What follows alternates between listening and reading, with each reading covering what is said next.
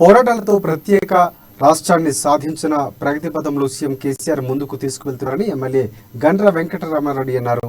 వరంగల్ జిల్లాలో BRS party ఆధ్వర్యంలో నిర్వహించిన ఉపన్యాస వ్యాస రచనల పోటీలకు ముఖ్య అతిథులుగా పాల్గొన్న ఆయన విజేతలకు బహుమతులను అందజేశారు.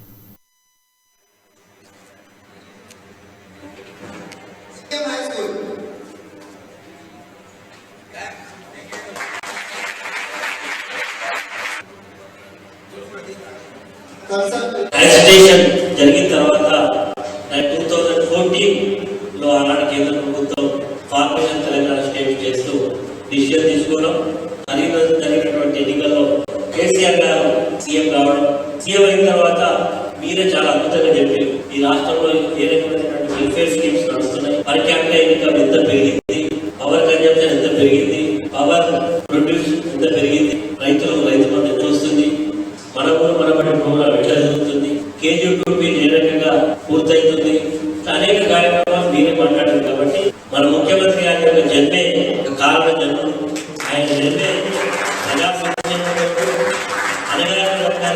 పేద రిజిస్ట్రేషన్